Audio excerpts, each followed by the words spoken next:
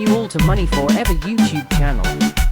Today I am going to introduce a new 100% good accuracy custom trading indicator. Let's move into today's topic. Get the code from the description below. Go and add the indicator as in the video.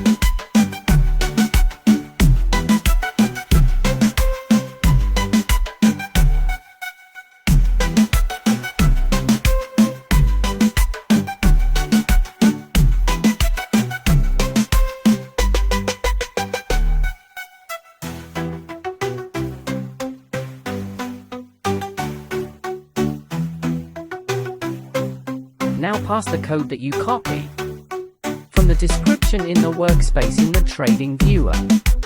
Then click Add to Chart to add the custom indicator.